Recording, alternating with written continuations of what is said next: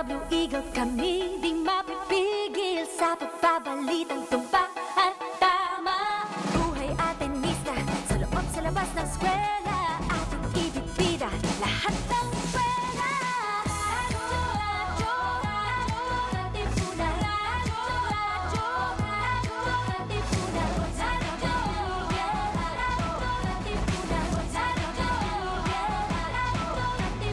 Kawal ni Ignacio, Katipunero, sugo, todo sa kayod, punong at tulong. Di pagka Blue Eagle, galing hiding at tigil, blue and white, one big fight.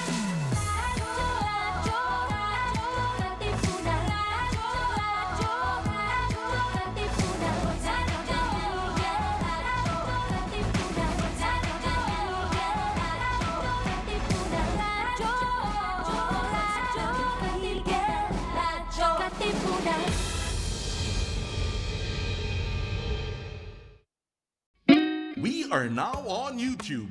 Watch all of our live episodes plus exclusive content in our channel at radyo-katipunan FM. Don't forget to click subscribe and hit the bell to get the latest updates. Jescom Music Ministry, your daily dose of inspiration. Follow jescom.ph on Spotify and Jescom Music on YouTube. We are also on iTunes and Deezer. Palalimin ang kamalayan sa mga isyong napapanahon. Makisangkot at makiisa kasama ang simbahang lingkod ng bayan. Ang Socio-Political Apostolate ng Kapisanan ni Jesus. Ito ang Kwentuhang Bayan mula alas 11 ng umaga tuwing Biyernes dito lang sa Radyo Katipunan 87.9 FM. Dahil naniniwala kami na posible ang isang mas mabuting lipunan at maaari itong simulan sa isang kwentuhan. Get your daily dose of inspiration through our music. Follow Jescom.ph on Spotify and Jescom Music in YouTube. Radyo Katipunan 87.9 FM.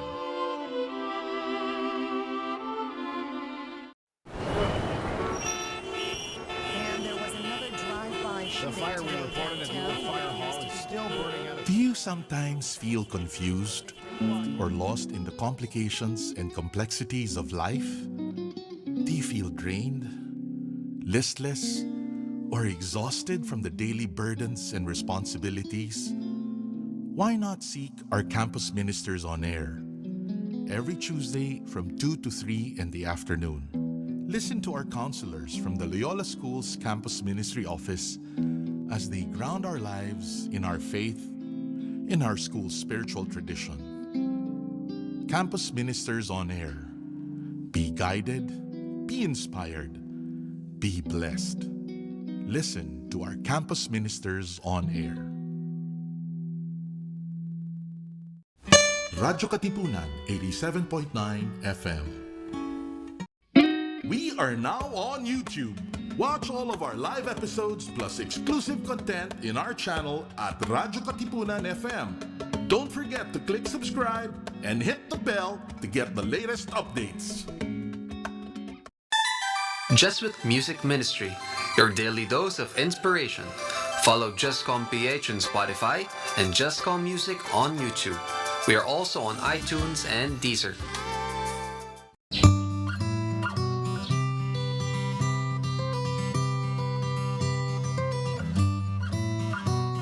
Let us understand mental health and explore how we can take care of our emotional, psychological, and social well-being. Welcome to your weekly slice of mental health tips and tidbits with Pat and B, here on Mind Ed. Sa'yo sumisilong kapag ang puso ko'y pagod. Radyo Katipunan 87.9 FM. This is your stop for all things pop. catch our all-around pop culture geek, Chola Sediaren, as he throws in some dose of what's poppin' and what's hot in the pop culture scene here on Popcorn. Munch in with us every Thursdays from 4 to 6, only here on radyo-katipunan 87.9 FM. Radyo, radyo, radyo, radyo, radyo, radyo, radyo, katipunan. Radyo, radyo, katipunan. Radyo, radyo, radyo, katipunan.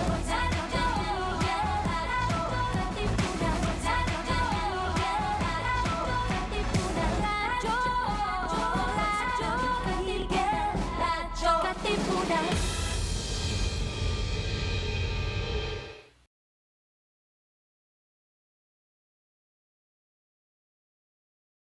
Tara na't simulan ang inyong umaga sa mga magagandang refleksyon tungkol sa ating buhay at pananampalataya.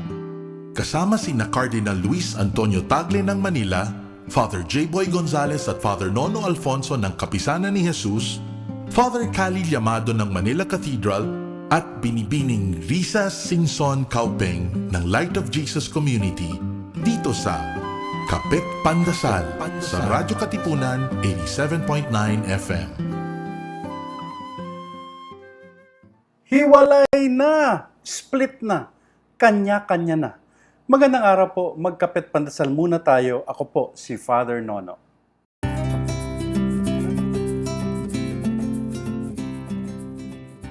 Opo, hiwalay na sina Alexander at Victoria, ang magkasintahan sa Ukraine na naging laman ng mga balita at viral sa social media. Bakit sila sumikat? Dahil noong Valentine's Day, nang dahil sa mga pag-aaway, nagpasya ang dalawa na palakasin ang kanilang pagsasama. Paano?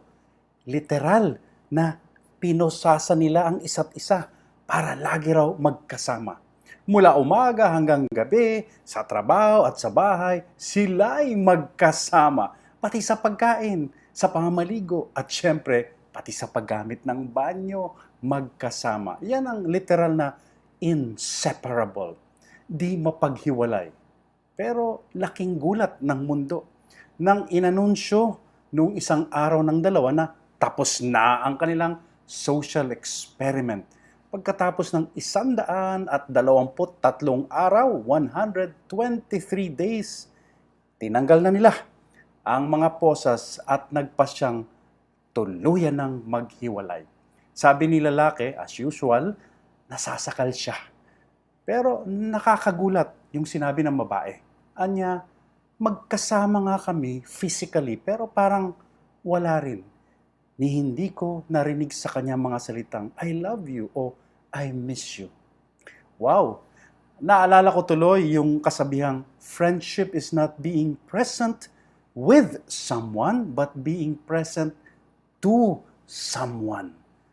Maganda pong paalala yan sa mga magkasintahan o mag-asawa at pati na rin sa buong pamilya ngayong may pandemic. Lagi tayong magkakasama sa iisang bubong ngayon, di ba? Dahil sa quarantine, work from home ang karamihan. Pero baka matulad tayo kina Alexander at Victoria.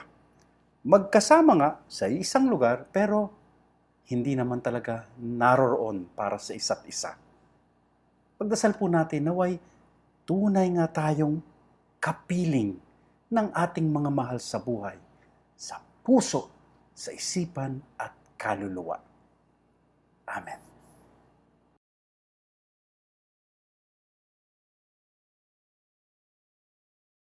Radyo, radyo, radyo, radyo, radyo, radyo, radyo, katipunan. Radyo, katipunan. Radyo, katipunan. Radyo, radyo, radyo, katipunan. Radyo, radyo, radyo, katipunan. Voice of the Blue Eagle, kami di mapipigil sa pagbabalitang tumpak at tama.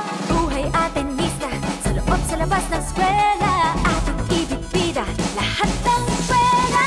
Radyo, radyo, radyo, katipunan. Radyo, radyo, radyo,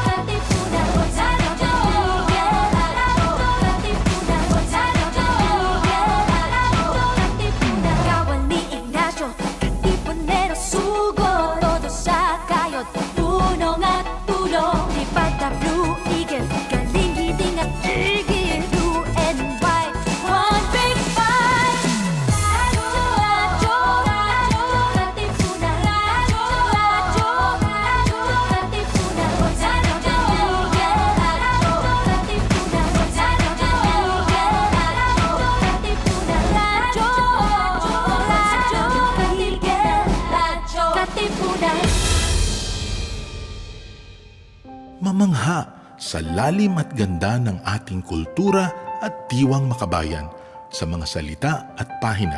Sa tulong ng mga guro at manunulat ng panitikang Pilipino, halina't tuklasin ang yaman ng ating panitikan, ang pamana ng ating lahi. Kasama si Binibining Andrea Trinidad, Ginoong Alvin Yapan at Ginoong Gary De Viles ng Kagawaran ng Filipino ng Pamantasang Ateneo de Manila. Ito ang Sari-Sari.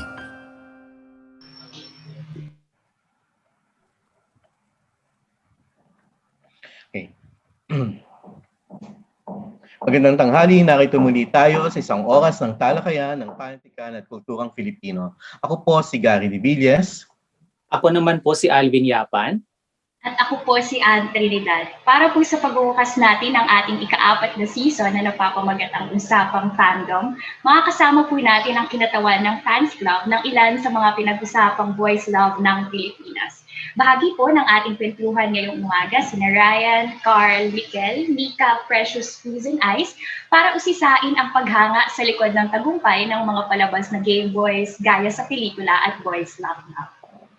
Vim, Ann, buhay na buhay talaga yung kultura ng paghanga sa kasalukuyan. Maliban sa pagiging taal ng konsepto, simula ng umusbong ang industriya ng pelikula sa bansa sa pangunguna ng mga kilalang grupo ng tagahanga tulad ng mga Noranyan, no? Okay, Bilmanyan. Kami ata Bilmanyan nung panahon ko. Nagpatuloy at nagtransforma ang ilang practice, no, ng kasalukuyang pangkat-pangkat ng tagahanga, no. Mas nakaluklok na ngayon, no, sa espasyong online. Dulot na rin ang pagiging transnational, no, ng anyong pangmedyang minamahal at sinusubaybayan. Papelikula man o musika, telebisyon, no. So talagang yung phenomenon na ito ay yumabong, okay. Kung noon kasi noong panahon naman namin, ilang channels lang ang TV, no? 5 lang, Okay. So yung sinusundan naming mga mga artista, no? Bilang tagahanga, no? Okay. Ay nauwi lang doon sa 5 channel, no? Kung sa television, no? Siyempre sa pelikula, no? Mas marami-rami ang pelikula, no? Kada taon, no? Subalit para sa akin, ang dami ko pang nasaksihan no. Ewan ko kung hanggang ngayon, siguro yun ang tatanungin ko kung patuloy yung mga merchandise nito kasi kahit noon panahon ko ay pati yung mga notebook, no. Bumibili kami ng mga notebooks, no, na ang Pabalat. Ang pabalat, no, yung cover, ay yung mismo, yung mga artista, no? Okay. Para sa episode na ito, no, makakasama natin tulad ng nabanggit niya ng ilang mga aktibong tagapagtaguyod ng kani-kanyang Pinoy BL Fans Club, no? Okay, yung BL ay isa ding phenomenon, no? Okay, na bagamat hindi bago sa atin ang ganitong mga teleserye, no? Okay. Nagsimula ito, no, sa mamaya ikwento nila, no, kung paano ang origin nito, no, pagkatapos kung paano din nagkaroon tayo ng ating sariling BL, no, at ngayon nga ay nagkaroon na ng BL Fans Club, no, upang bigyang mukha at paglalarawan ang kontemporaneyong anyo ng paghanga mula mismo sa panahon ng mga fans, no. So exciting ito na ito, no. Ako kasi nung kailan ba, lalo nung pandemya, no. Ayun, naging couch potato ako, well, laptop naman, pero ng mga BL series, no. So mga 3 BL series ang aking pinanood, no. Gameboys, Hello Stranger, ano ba yung isa, nakalimutan ko na. Ano yung kay nakalimutan ko na. So mamaya babalik. Yun, pero maganda sigurong magsimula para sa mga panauhin natin ngayong tanghali na ipakilala nila ang kanilang mga sarili. Pero para mas maganda, interesante yung pagpapakilala natin, ikukwento din nila kung paano sila napunta sa mga fandom na ito at kung isa man sila sa mga tagapaglikha, founder nitong mga fandom na to, paano nila naisipang gumawa ng mga fandom na ito. So dalawa, yung kung pwede sana maikwento sa amin, sa mga tagapakinig at tagapanood ng Sari-Sari, kung paano kayo napasok sa fandom or paano kayo nakapagpasimula ng isang fandom. Sino kaya sa atin? May 7 tayo ngayon na panauhin. Sino kaya ang pwedeng, ang gustong magsimula? Ang naka-on ang mic ay kay Mikel at saka kay Ryan. Kay Ryan. Sige, Ryan. Ryan, ikaw Ready mo? muna. Sige na. I'll call you out. Magandang tanghali. Maraming salamat, Ann, Dim, guys, sa paanyaya dito sa inyong programa. So, ako pala si Ryan ng Gameboys PH.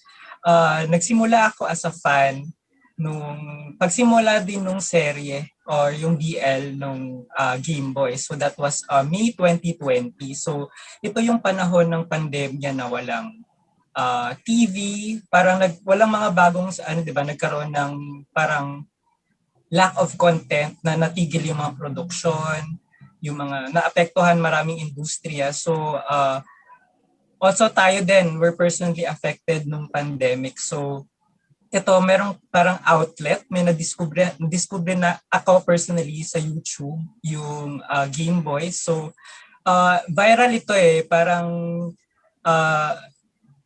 nagandahan ako sa storya, sa parang first few episodes, tapos parang ito nasisimula na ako maging invested sa series at nagkaroon din na ako, nakilala ko din yung ibang fans.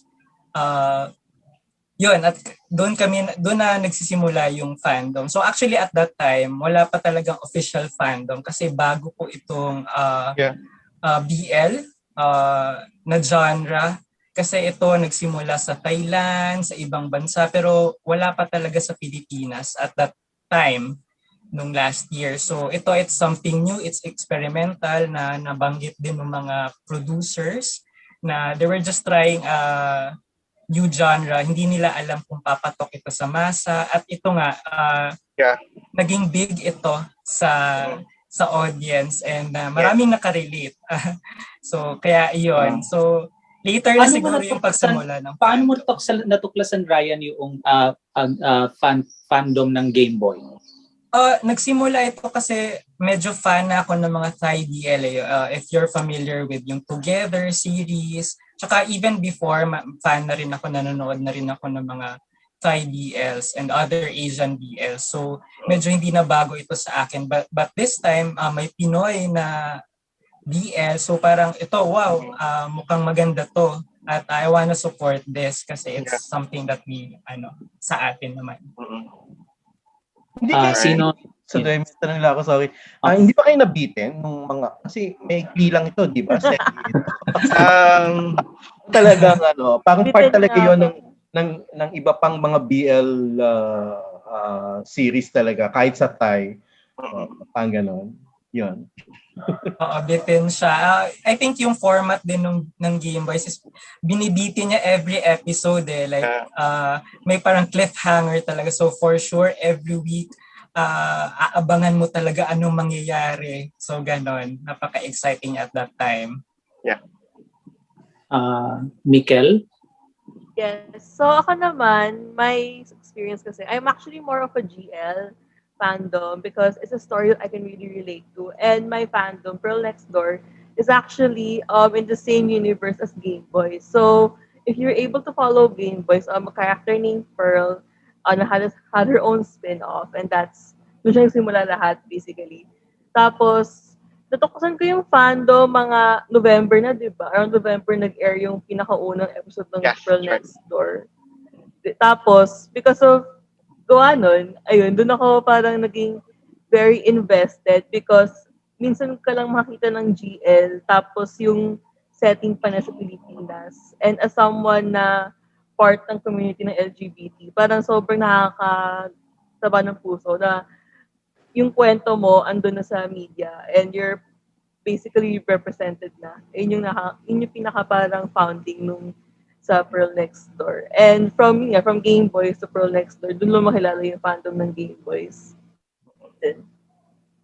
Gustong sumunod ni Drew. Bilang part din siya ng Gameboys PH. Yes. Ako pretty much parang katulad lang din nung kay Ryan and Miguel. Lumabas yung show. I mean, the genre itself, matagal naman na siya. And there's a couple of fans na rin sa Pilipinas ng genre. It just really blew over nung pandemic. And from what I've heard, the intention really was for the company to give jobs to their actors. And that's why they did that. Tapos nagkataon, nagustuhan nung marami, and it really helped a lot of people make the whole pandemic situation bearable. Kasi what are we gonna do? Aside, not everybody has streaming sites, di ba? Heck, not everybody has internet access. Pero yun, it was available on YouTube. And yes, I also got invested dun sa story. Personally, hindi ako nabitin kasi amongst siguro nung mga time na yon, ito na yung isa sa mga mahaba eh. They were able to extend it, but in such a way na it's tasteful, na hindi katulad nung kapag yung ibang shows kasi kapag pinapahaba, nasisira yung kwento. Pero ito, maganda naman siya. And if I could add more, ang fandom kasi is different from a fan base and a fan club. A fan club is a group of fans, and a fan base are the people in the fan club. A fandom is committed members of fans who actually has opinions and follows a whole universe. So, for example, a show has a spin-off or a character has a crossover with another show, and they follow that. This group of people are called the fandom. So, not every fan base has a fandom, and not every fan becomes accepted by a fandom. Baka yung iba, Mika, Precious. Thank you for that, Drew. Okay, sige. Si Precious yata. Ako na lang po yung magsisimula para sa gaya sa pelikula fandom. Ako po si Precious Bugayong. Isa ako sa mga fans ng gaya sa pelikula. And na-discover ko kasi yung gaya sa pelikula. It was aired on September 25 kasi. And during that time, doon na kasi parang mas umiigting yung thirst ng mga tao for more media content. And nung napanood ko siya, malaking fan na kasi ako ni Gege Severo, yung writer nung series.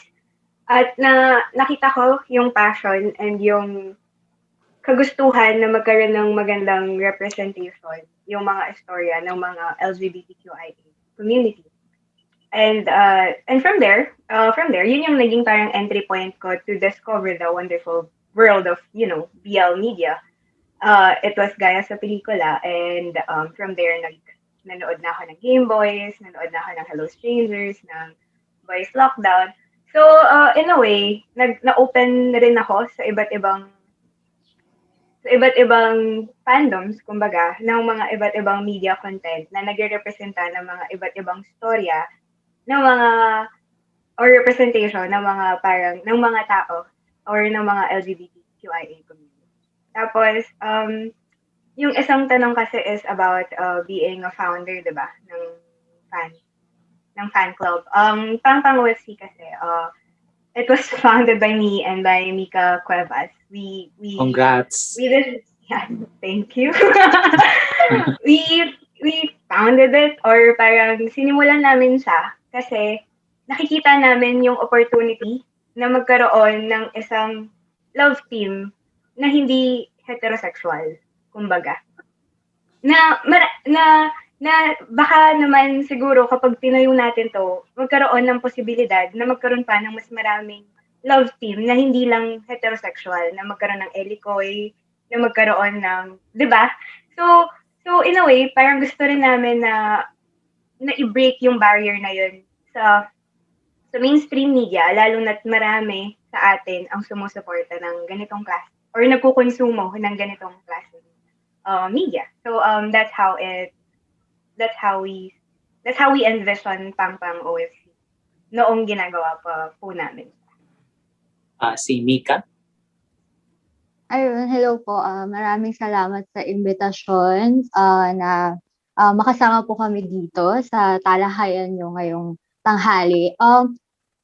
To add lang po sa sinabi ni Presh, actually, dinicide na, ako po personally, nag-start ako sa fandom ng gaya sa pelikula. Ideya pa lang siya ni Gege Severo, na parang for someone na kasali or bahagi ng LGBTQIA community, gusto niya talaga to create a series na made by for queers, made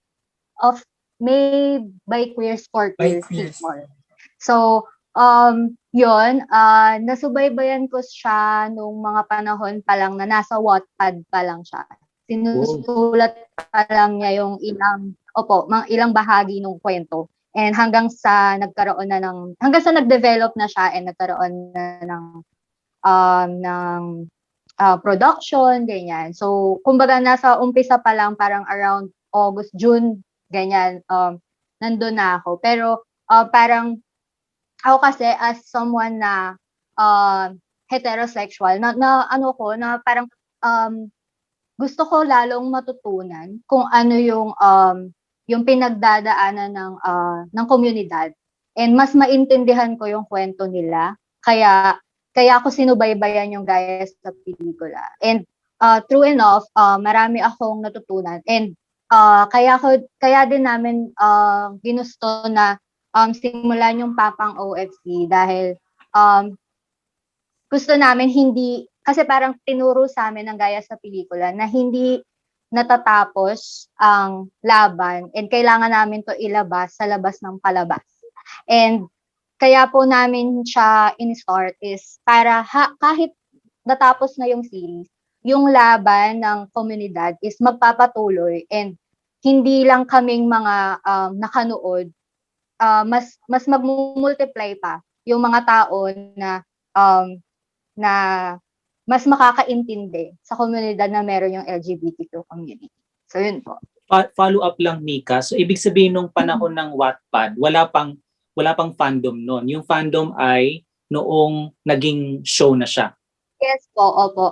Parang ano lang po talaga siya, parang for Gege, it was a dream. And sobrang naging swerte lang yung mismong proyekto kasi nasa katuparan siya na maging series. And sobrang timely kasi 'di ba po alam naman natin na last year nag-umpisa yung mas umusbong pa yung mga usapan ng para sa LGBTQ community kasi 'di ba meron tayong mga rights and bills na gustong ipasa para sa pagkakapantay-pantay ng lahat. So, sobrang timely and nakakatuwa na makakita ng iba't iba ding BL, hindi lang gaya sa pelikula kasi alam nating lahat na iisa lang naman yung layunin kung bakit sinimulan to ng mga taong nag-create sa kanila.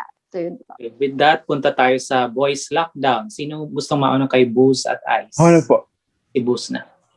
Hello po. Thank you for inviting us and super thank you sa pag-wait din sa akin kanina. I'm sorry. Pero ayun po,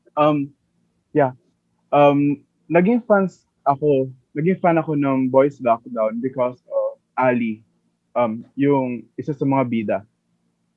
Kasi po Twitter person ako and Ali is also the same. So nakikita-kita ko na siya doon and pina-follow ko na siya since 2019 kasi parang ang cute niya, ganyan, ang soft, ganyan. And tumagal, nag-audition siya for Boys Lockdown and he got accepted. Naglabas po yung Boys Lockdown ng parang audition tapes nila last July 2020, if I'm not mistaken. So, that was the time na parang we were so excited to see more of them na, wow, eto na, kasi po during that time, meron ng Gameboys, lumabas na rin po yung Hello Strangers and etc. So parang yung Boys Lockdown, sumasabay na siya dun sa agos ng mga BL nun. So, nung nagsa-start na po yung mga parang fandom ng ibang BL couples, nag-decide ako na gumawa din ng stan account. Kasi, syempre, congrats din. We have our own personal accounts po sa Twitter na minsan hindi mo ma-retweet or ma-tweet yung mga gusto mo.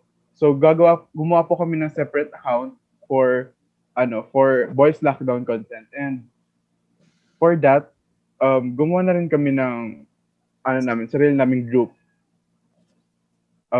Tapos, ayun, nagtuloy-tuloy na siya. Sinuportahan na namin sila. And we were very, anong tawag doon? Lagi kami nakikipag-communicate with Sir Darwin, the director the producer of Boys Lockdown.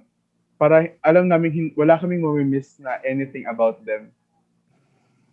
Ayun, si Ice. Naka-mute ka pa yata, Ice. Sorry.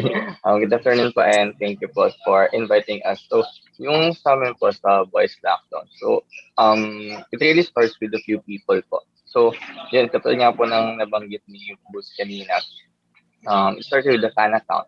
Kasi, siyempre, yun nga, may mga tao or may mga members from the community na may personal accounts and hindi pa sila ready na i-share doon yung pagiging fanboys or fangirls na. So, we are starting to the extent na gumawa kami ng another account to support po yung mga ganitong klase ng palabas. Siyempre, it is also a precaution kasi hindi naman lahat dun sa personal private accounts namin ay accepting or tolerating po ng mga ganitong klaseng palabas. And on a bigger context, hindi rin talaga sila accepting for the community. So, yung paglabas namin on that zone, sorry sa pagtila ng manok, yung paglabas namin dun sa zone na yun, talaga is a big breakthrough na din. So, yung sa Boys Lockdown po, to be honest, tatlo kami nag-start and we are just all supporters of Aliki. Because from that, parang nagkatagpo-tagpo kami kasi pare-pareho kami Aliking yung username sa Twitter. So, yung common denominator namin na yun, that started nang gumawa na kami ng group DM namin tatlo. Tapos, doon na kami nag-start bumuo ng community. Knowing na we are, if I'm not mistaken, yung Boys Lockdown is part na ng second phase or yung second wave na ng mga Pinoy PL na lumabas sa Philippines. And to this date, isa pa din kami sa smallest community kung magbibilang natin siya with numbers. Pero, talagang namang hindi laging power comes with numbers with regards to ganito. Parang medyo maliit lang kami pero we are keeping our community safe with all of kinds of discussions and stuff. Ayun, follow up lang. Good with the fandoms and in the Philippines. Okay, follow up lang para sa lahat, para mabilis lang, para masara na natin ito. Just to make, para mas malinis yung pag-historicize natin yung fandom. Ang nagigets ko sa sagot nyo lahat, parang hindi nagsimula before the show yung fandom, nagsimula siya, ang hindi lang sa akin malinaw ay, during the show ba, sa kalagitnaan ba ng show nabuo yung fandom or after the show? Kahit tig-iisa lang muna. And what particular year is this? Yes, can I answer or this? Month? I'll start na lang. For Gameboys PH kasi it's during the show it's as the episodes progress. So it was actually informal na yung pag-grow nung fandom, yung audience, yung fans. Tapos maraming mga duplicate groups, mga FB accounts, maraming mga stands. So we wanted to formalize it as kami nila Drew, the core team of Gameboys page. We're collectively known also as Third Wheels. So yun, we wanted to like organize the fandom to like have a bridge between the production company idea first company and the fans. So, also kasi it's marami kasing kinds of communities within Gameboys itself. So during that season, meron ng mga 12 official fandoms like individually during nung simula is mga kunyari si Elijah, si Kokoy, may mga 2 or 3 fandoms na fan clubs na, and also the minor characters and then your ship names, gano'n. And at the end of the season, meron ng mga 24 fandoms. And yung evolve siya during Pearl Next Door naman, naging 30 plus na yung fan clubs ng so it's really huge. And that as Gameboys page, you wanted to unify or you wanna like link all the different fandoms, yung different communities into one like overarching na like si Gameboys page kasi that's that's what we wanna represent. And ayun, madami kami from a normal casual fan, we did like different activities, projects, interactions with the artists. So siguro we could detail that later. So Yeah. Actually, pwede nating pasukin yun, no? Pwede na tayong pumunta sa fandom organization. Yes, opo. Actually, meron nga rin po akong ilan ditong follow-up. Kasi yung una, medyo interesting din sa akin kung sino ba yung nagpapangalan ng mga fans club mismo. So sa palagay ko, dahil mataas yung stake nitong mga bisita natin ngayong umaga, sila talaga yung nagtaguyod or nagtatag ng mga account. So yung una would be yun. Sino yung nagde-decide na ito yung ipapangalan natin? Kasi kung makikita nyo po dun sa mga nameplates nila ngayon, nandyan talaga yung mga pangalan ng kanilang nire-representa na fans club.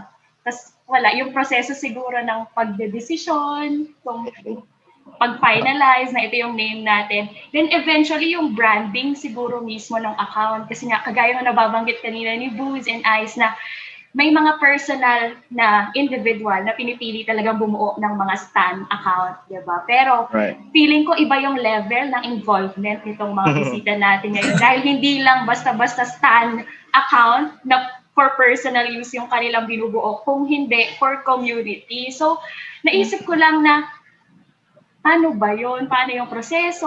Paano yung paghihikayat sa ibang tao na maging part ng core team? Di ba parang ito yung isa sa mga salitang nababanggit kanina, core team. Tapos sa pakikipag-usap sa kanila, lumabas din yung mga salitang admin, deputy. So may ganong level of professionalism na meron. Yes. So yun din siguro. So sino yung napagpapangalan? Then ano yung branding ng account? Update account ba ito? Account ba ito to unify? Or so yun sige. I'll go first na lang with that. Go, so kasi I was able to join yung RainCoates. It's actually a fandom. I mean, official fans club for Rachel Coates. She portrays the amazing character Alex Aguirre on From Next Door. So we actually, di ako part ng pinakaunang nakahanap. I became a part of the admin team or like the fans club muna. Mga November, like last week of November, or like basta before our first monthsary. And I was able to join as one of the creatives team for the admins na yung tagagawa ng mga publications, layout, para as ngayon sa branding, parang we always make sure to have like a specific like color theme para like to fit yung pinaka-overall aesthetic ni Miss Rachel. And dun nag-start yung like RainCoates. So, kaya siya RainCoates because Rachel Coates. And then, tawag namin sa mga like fellow like members ng fans club is Kapotes kasi nga Coates. So, yung nakaisip na is actually one of my yung pinakaunang like mga first admin, si Kuya Renz. He was able to think of the fandom name. Parang kasi gusto na yung witty and yung palaging like when you say it, parang it just is very like appealing pakinggan or like sobrang inviting in an adorable way. Kaya kapag monthsary, yung mga hashtag namin, mga ewan din, mga hashtag ka-Fortes or like, yung December kasi we celebrated our second monthsary December, tas sakto pa yung Christmas time. So, Merry Mot-Mot to you, Kapotes. Parang ganun. Like, very jolly, parang label. Since that's also what Rachel is known for, being very an approachable actress then and very jolly overall. Yun. Right. Yes, Drew, may isang idagdag. Yes. Sa Gameboys, like what Ryan said, it was very informal. Yung nagbuo ng fan club actually just made a page. Fan kasi siya nung BL. So, nung lumabas yung Gameboys, he created a page on Facebook, Gameboys PH. So, yun yung name. There wasn't really a process or a decision. Normally, whoever wants to create a fan club would name it. Sometimes, wala talagang group that comes together to name a fan club. So, that's what happened with Gameboys. And then, people started coming in, and we start, I guess, with a group chat. And then kung sino yung mga prominent na people dun sa chat was always there, very active, becomes the people who becomes the deciding body, mga ganon. Normally, a core team would be composed of the adult fans, the one who have more maturity, And that comes, kasi yung mga dating fan club, parang ang officers niyan parang pang classroom, yung may president, vice president, secretary. Pero ngayon it's done differently kasi this is an online community now. Everybody's on social media. So we have to change it a bit to a core team, a group of moderators, admins. Admins are people who would parang yun ang sergeant at arms, di ba? They would really police and moderate the chat rooms and the pages. Oh, this is what you can say, not to say. This is overboard, yung mga ganun. What you said will get the actors in trouble or will get the show a bad name, yung mga ganun. So, ganun siya. Like, and I guess, when we come up with all of these people, these are the people now who decides what are our engagement activities, what are how we're going to interact with the fans, how we're going to interact with the actors and the team, and then eventually, at least with Gameboys PH, since this is not a group that's commissioned by Idea First itself, they eventually recognized us and are in communication with us, which also makes the fans really giddy, kasi there is recognition not just from the actors or the cast, but also from the company that created the show. And with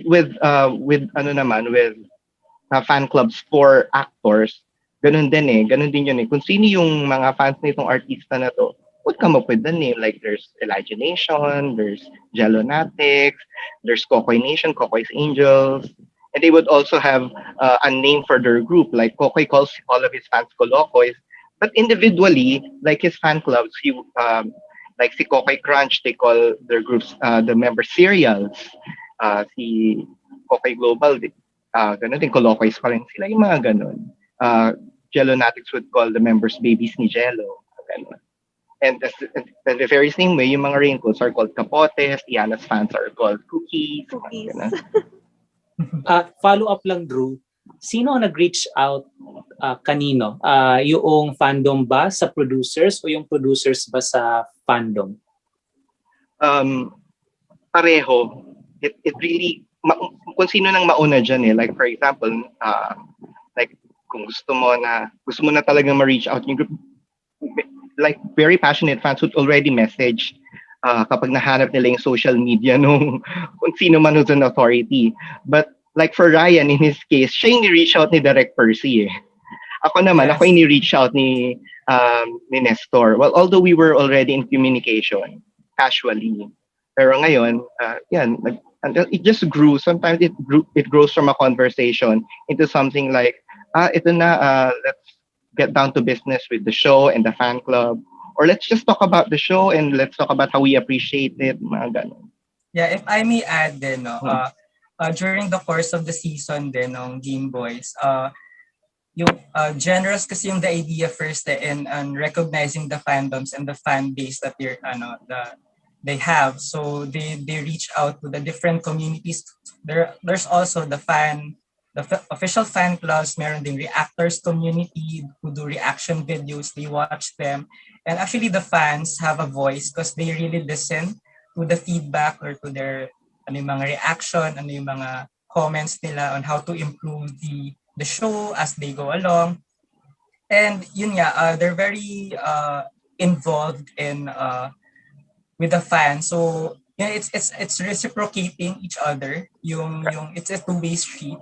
And yun nga, parang nagkaroon ng virtual fan meet with the OFCs and then the global reactors, merong local reactors, yung si Idea First. So nare-recognize talaga nila yung efforts ng mga fans.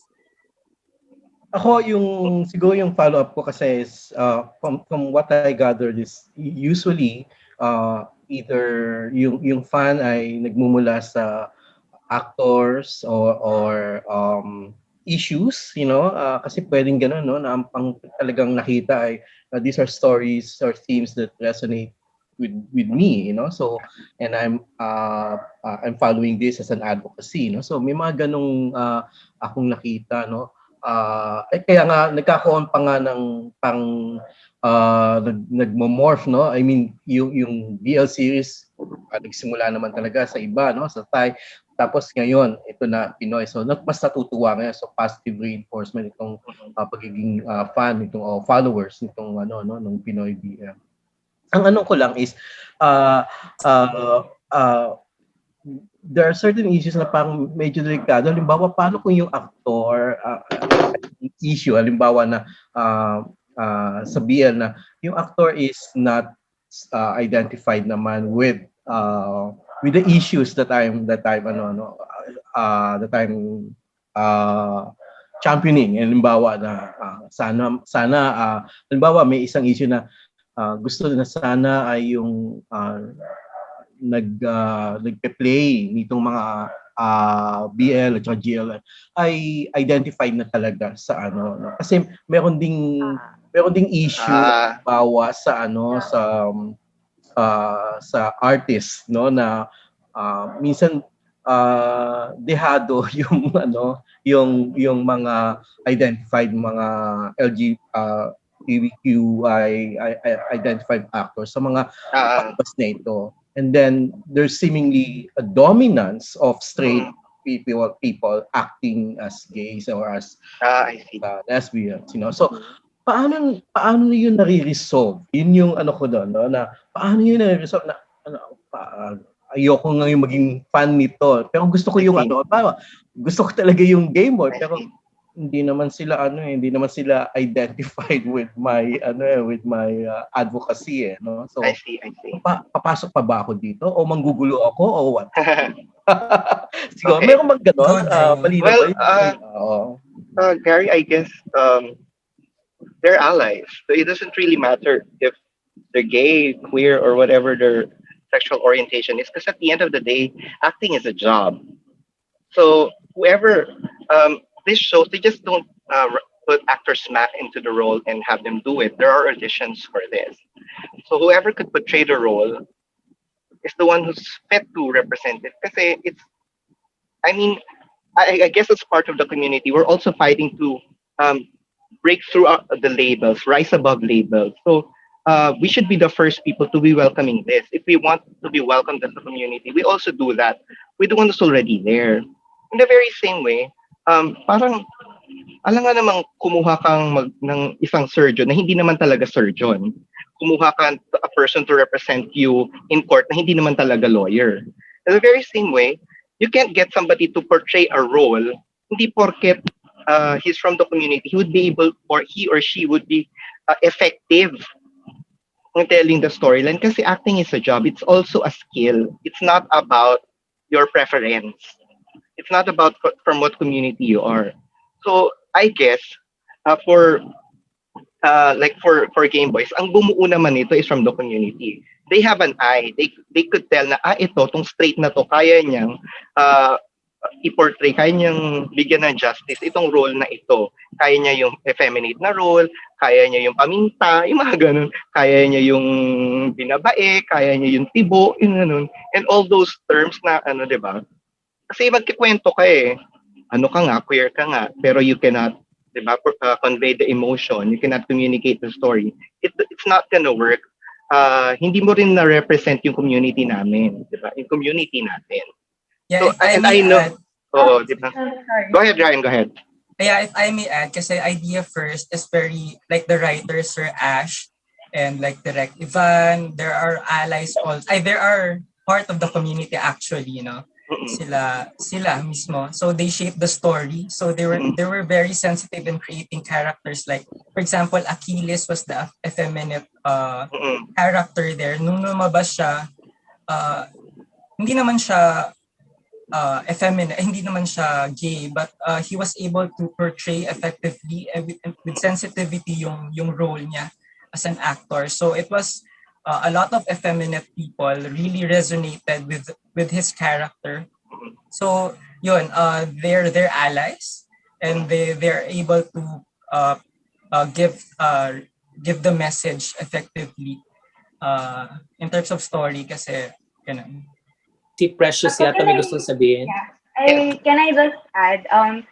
Siguro I believe kasi na Gameboys and gaya sa pelikula, they got lucky because the actors and the actresses, they are very open with the role. They are very sensitive of the experiences of the community. They are what we look for when we want to be represented. And they all did the job wonderfully. Pero kasi, I cannot, ako, personally, I would have wanted someone who's part of the community to portray the roles themselves. Because as much as we say that acting is a skill, there is also an inner reflection in yourself when you play the role that speaks to you. And that is why I resonated so much with Paolo. Kasi Paolo Pangilinan, he's not an actor eh. He's a student athlete. He doesn't have any background. He doesn't have any background in acting at all. And and yung pinangkapitan niya kasi is that he wanted the kids to see that that a gay man is playing a gay actor. Gets ba? So parang, di ba, alaki ng impact nun, na parang, pag makikita kasi yun ng mga bata, na, or the kids now, the future would see na, oh, if Paolo can do it, then so can I. If there is someone that's why I really do love Pearl Next Door, especially with Alex, who's bi. And if I'm not mistaken, the actress Rachel herself identifies with it. Because there isn't so much bi visibility in mainstream media, and Pearl Next Door broke that barrier. And aside from breaking that barrier, they also employed an actress who identifies herself within the community, and that impact for me matters most more than siguro matters most to me, because again, as I said, we got lucky that there are people behind, there are producers behind us, there are actresses behind us, there are content creators behind us who respects our stories, who respects the LGBTQIA story so much. And we cannot say the same for the other media kasi. Especially now. I'm sorry, I had to especially now with the MMK issue, with the Natalie Hart issue. So I think aside from it, sorry, sobrang activista mode kasi na social na gender advocate. So I feel like aside from them, are representing or telling our stories, there should also be a lot of media that employs actresses who represents the community, and we should also give jobs for these. Kasi we are technically consuming, and in a capitalistic economy and in a capitalistic society, we are consuming their stories, so they should be, paid as well. So, yun. Precious, kung pwede ang follow-up. Kasi, yun nga sa akin kasi din ang observation ko, if you are a fan of something, that means meron ding malinaw na ayaw natin. Alam mo yun? Yes. May mga bagay talaga na. Fan is really a choice di ba? So, yun ang lumalabas sa usapan natin. Kaya nga, at yun doon ako nag-ano ngayon. So, kasi maraming BL series o maraming GL series, pero meron talaga tayong pina-follow, okay? At meron din tayong hindi na pina-follow, And yun ang gusto kong i-tease out ngayon, yung ang isa sa mga posibleng bakit di natin pina-follow yun ay yun na nga, kasi nga posible na yung mga usapin, na things that resonate with you or with us, na hindi nagre-resonate, kahit magaling siyang actor, halimbawa, kahit open naman siya and very sensitive in his or her portrayal of the role, but I still feel na dahil walang ganung klase identification, then it reduced to a sense of skills, talent, and so yung issue ko ay maaari talagang matabunan, So, hindi ako magka-follow ngayon nito, Mas fa-follow ko ngayon itong kwento na ito, itong ibang series na ito na nakita ko na ganito yung aking yung nakita. So, meron pa ba bukod sa bukod sa ganitong issue, yung identification. And I think na parang lumalabas naman talaga na nakikipag-communicate ang mga producers, ang mga sa inyo as a fan base, So, nagtutulungan, nagkakaroon ng ganung klaseng ito nga community, yung community na to that help and produce the and they react, I mean kasi serye din ito, so most likely magkakaroon ng adjustment, in the following episodes, Okay. Bukod pa doon sa napag-usapan natin yung identification ng ano pa ang mga posibleng talaga dahilan kung bakit I will follow this or I will not follow this, kasi hindi ko na ito hindi na ito ang aking mundo o hindi na ito yung aking advocacy. Siguro pwede tayong magsimula sa boys lockdown naman. So yung simulan ko lang muna ulit dun sa part na nag-name nung fans club. Generally, initially, ang simula namin na name is Homies. Since yung title po nung Boys Lockdown theme song is Home by Riz Lansangan. But eventually, we found out that another BL story, which is Your Home, named their fans also Homies. So, nag-adjust kami to give way to them kasi ayaw namin magkaroon ng miscommunication between their fans and our fans club. So, we contacted Sir Darwin, the producer, na, Sir, ano ba pwedeng magandang name for the fandom? Kasi we couldn't decide on our own. Kasi ang daming suggestion. May suggestion na as is siya, Boys Lockdown or Kitchen. Kasi the characters' names are Ki Chavez and Chen. Ano ulit pangalan ni Chen? Nakalimutan Sige na ito Kika Lungsod and Chen Chavez. Okay. Kika Lungsod and Chen Chavez. Napagpalit ko. And then, ayun. Inas namin Sir Darwin and there were two names. First is Kingdom. Kasi Sir Darwin is also a BTS fan. Kingdom. And our suggestion is Kingsmen. So, ayun. We decided na Kingsmen na lang kasi since we are just a small community, we decided on Google Forms. Nag-decide kami sa Google Forms. We sent there were 5 names to be exact. We sent the 5 names and nag-vote kami lahat doon. So the whole name of the fans club was really pinagtulong-tulungan naming mabuo. And siguro, if I'm not mistaken, meron din ibang solo fans club for Ali, for Alec, for Kaloy, the other cast. And siguro if that was the case, minsan nagkakaroon ng miscommunication between sa loob ng mismong fandom nyo. Kasi may fans ni Alec na minsan ayaw kay Ali, may fans ni Ali na minsan ayaw kay Alec. So there was this conflict between. Pero Ice and me as the admins nagme-mediate kami lagi. So para iwas away kasi we've made this community to be a safe space. And ayaw natin magkagulo-gulo tayo dito. And Ice, baka may gusto ko pa idagdag? So wait, so you are able to moderate din talaga, Boost, no? Even if ayaw sa isang actor halimbawa, but you are still able, meron pa rin nagagawa within the community, within the fandom na magkaayos-ayos pa rin, no? So okay. Kasi at the end of the day, we're still their fans, we still love them. So instead of fighting, we decide to love them na lang.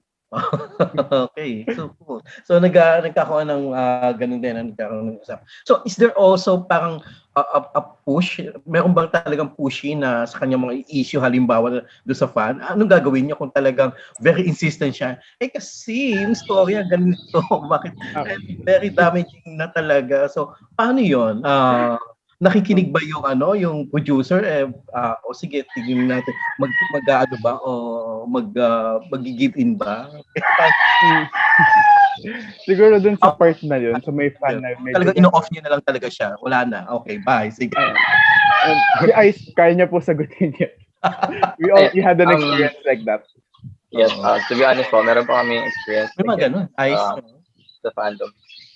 Talagang insisting siya ng kanyang ideas and thoughts. Tapos, medyo baluktot on what we stand for. Kasi for the past question po, di ba, yung tinanong natin kung ano ba yung reason natin why we stand this artist. So, personally, and on our group, we stand these people because even though they are not yet identifying themselves as part of the community, yung stand nila with the community is very evident, concrete, and structured. So parang in connecting na din, parang hindi na kami tumingin na, ay, hindi naman siya member ng community. Parang mas gusto ko, dapat yung member talaga ganyan. Hindi na namin siya tinignan na gano'n kasi parang eto na yung meron eh. We make the most of what we have now and then we try to reconsider things in the future to consider talagang queer actors to play queer roles. Kasi eto siguro medyo mababaw na concept but hindi naman natin hinihingi na laging totoong police yung mag-play ng role ng mga police eh hindi naman tayo kumukuha ng totoong kabet to play the roles of the kabet. So why not we give chance to these straight people to play queer roles? So moving forward po dun sa member na ganyan. Usually po hinahayaan namin siyang mag-expound ng kanyang thoughts. Tapos kapag medyo off na talaga, that's the point where we enter na po yung conversation kasi on our DM, we are talking about hindi lang Boys Lockdown as a series. We have kasama namin GSP, Gameboys, Hello Strangers, we give our opinions about that. Tapos, so we make it to the point na it is very healthy. And kapag medyo to the point na nababash na, yung parang may terms na bashing or negative, super negative na, we came to a point na papasok na si Boost or papasok na ako. Tapos, pag may mga footnote na ng mga, kasi dati yung username is Chicken Alley King. So, Chicken Alley King, Deputy Admin. Kapag may mga ganong footnotes na kami, na yun, parang sign na dun sa mga members namin na, na tayo dito, parang tone down na kasi medyo we are going towards negative approach na to a conversation. Yan. If I may add, sige, Ryan? Yeah, it's important. Actually, I'm really thankful na si Gameboys, si gaya si Pelikula Boys Lockdown are good representations of the LGBT community, no? So, this is an ongoing conversation. No? We don't end here. So, as a fan, we have a voice, no, to voice out na hindi lang yung ibang producers ng ibang content ay gagawa lang ng BL kasi uso, maghuhubad lang yung artista or like, di ba? Like just to have viewers. So, we have a responsibility to police other content, no? So, maraming iba kasi na, doing BLs just for the sake of like viewership. So, ayun, yun nga, good representation, like ito, tayong tatlo, I believe, no? Even Hello Stranger and other like big companies, no? So, it's an ongoing topic. So, let's always voice out these opinions. Let's be active on social media. So yun nga, also Girl Next Door is girls love, no? So maganda rin yung representation nila and championing yung girls love na yung characters are sapphics also. And actually, ako yung personal opinion ko, you shouldn't really cancel an actor based on their gender lang. So you have to listen to the story, to their content, to the message they want to convey, and are they an ally or they're just doing it for the sake? So ganon, we scrutinize these stories, no? And yun, siguro other BLs, no, yung mga maliliit, yung mga bago ngayon nagsulputan, no, siguro dapat may mga gender sensitivity seminars or they really have to be careful in conveying yung mga toxic tropes, no, yung mga toxic characters that they put out, yung mga outdated na ng mga beliefs about LGBT, no, na dapat wala na yun ngayon. So, I'm hoping that there are more stories kasi hindi naman natatapos sa ating tatlo, sa GSP, sa Boys Lockdown yung mga ganitong stories. There are more opportunities for more stories. At maganda sigurong dito na muna natin tapusin yung unang segment ng ating episode na ito sa Pinoy BL. Gary? Sige, kasi kailangan nating hatiin, no, para sa susunod na no. Tapusin muna natin dito. Pero talagang natutuwa ako sa discussion dahil lumalalim, no, ang aking kahit ako, no, yung hindi ko alam yung ganitong klaseng dynamism, no, okay, sa loob ng at mamaya siguro ang itatanong ko susunod ko yung paano ngayon nagkakaroon ng mga split. Kasi parang faction, okay? Nagkakaroon ba ito ng faction? Eventually nanganganak ba ito? Or in the whole process sa bandang huli at parang gusto ko yung alamin kung anong ganansya talaga ang napupunta, sa atin, no, bilang mga fans. Plus paano yun nababalance with of course yung sanabi namin nga natin kanina, alam naman natin, no, kapitalista ito at producer at kailangan din nilang mag-produce at kailangan nilang kumita, you know. Yun nga yung at yung mga actor kailangan din kumita, no, okay? So paano nababalanse ang lahat ng ito? So mamaya ito yung mga medyo tatahakin, no? Ano pa ba kasi narito sa natin yung halos natalakay natin yung tama, pupunta tayo sa fandom activities, no? Consumption, production, and then circulation, you know. Papasok na tayo. So, isara na muna natin itong unang episodyo at sabihin natin na abangan sa susunod na linggo ang pagpapatuloy ng ating kwentuhan kasama pa rin ang fans ng Gameboys, gaya sa pelikula at Boys Lockdown. Yan. Naging mabunga yung ating talakayan ngayon. Sobrang daming usapin na nabuksan, and I'm sure sa susunod nating episode, lalo pang mapapagyabong yung pag-unawa natin kung ano ba yung ibig sabihin ng mga fan, di ba? Kung bakit ba tayo naging fan ng isang bagay. Para po tapusin yung programa natin ngayong tanghali, bukas pa rin po yung aming samahan ng mga guro sa Filipino sa Sari-Sari para sa mga interesadong lumahok. Magpadala lamang po kayo ng email ng inyong intensyong sumali sa sarisaribooks19@gmail.com. So yung Sari-Sari, wala pong dash, tuloy-tuloy lang po yun, sarisaribooks19@gmail.com. Mangyaring pakilakip din po sa email yung kopya ng inyong ID. Maaari din po kayong maging updated sa mga proyekto ng aming samahan sa pag-follow ng aming Facebook page na Sari-Sari: Panitikan at Kulturang Filipino. Available po sa aming FB page na ito ang recording ng lahat ng mga nagdaang season mula sa season 1, kung saan nga namin tinalakay yung mga pamamaraan kung paano pwedeng ituro ang Noli Me Tangere at El Filibusterismo. Yung season 2 na patungkol naman po sa panitikan at kulturang prekolonyal, at season 3 na nagtatampok ng Sari-Saring Paksa. Maraming salamat at makakasama pa po natin itong mga panauhin natin ngayong umaga sa susunod na linggo. Maraming salamat. Maraming salamat. Thank you po. Thank you. Thank you. Tapos off na ng record. Mamangha sa lalim at ganda ng ating kultura at diwang makabayan sa mga salita at pahina. Sa tulong ng mga guro at manunulat ng panitikang Pilipino, halina't tuklasin ang yaman ng ating panitikan, ang pamana ng ating lahi. Kasama si Binibining Andrea Trinidad, Ginoong Alvin Yapan at Ginoong Gary De Viles ng Kagawaran ng Filipino ng Pamantasang Ateneo de Manila. Ito ang Sari-Sari.